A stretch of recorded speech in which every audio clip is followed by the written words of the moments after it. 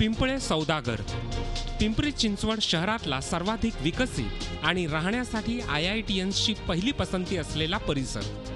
नामांकित ब्रँडची शोरूम्स, खवय्येगिरीसाठी मोठमोठी हॉटेलं, स्ट्रीट फूड, कपड्यांची दुकानं यामुळे उद्योग नगरीचं डेक्कन म्हणून या परिसराची नवी ओळख निर्माण झाली। पण पावसाचा फटका या भागालाही बसलाय।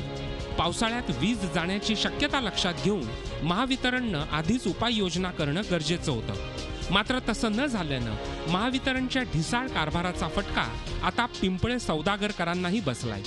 पिंपळे सौदागरमध्ये गेल्या 3 दिवसांपासून वीज नसल्यातच जमाय। काही वेळासाठी वीज येते आणि जाते, त्यामुळे सौदागरमधल्या नागरिकांना रात्र अंधारात काढावी लागते। याबाबत नागरिकांमध्ये प्रचंड नाराजी आहे। आज आता लाईट जाऊन कमीत कमी 20-25 तास होऊन गेलेले आहेत। त्याच्यामुळे सगळ्यांनाच खूप त्रास होऊन राहिला आहे त्याचा। पाण्याचा सुद्धा सगळ्यांकडे फिल्टर असल्यामुळे पाणीसुद्धा जाऊन नाही राहिलं आहे लाईट नसल्यामुळे। आमची तर हीच अपेक्षा आहे की लवकरात लवकर हा लाईटचा प्रॉब्लेम सॉल्व्ह व्हावा।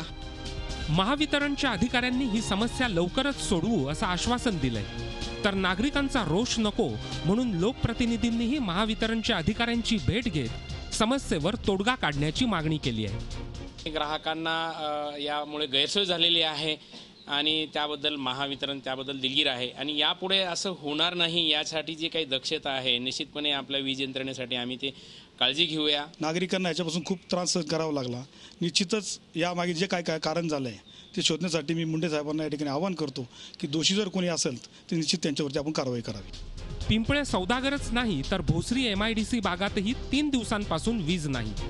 पिंपरी चिंचवड शहरातल्या बहुतांश भागात विजेचा लपंडाव सुरूच आहे। त्यामुळे महावितरण करतंय काय असा प्रश्न उपस्थित झालाय।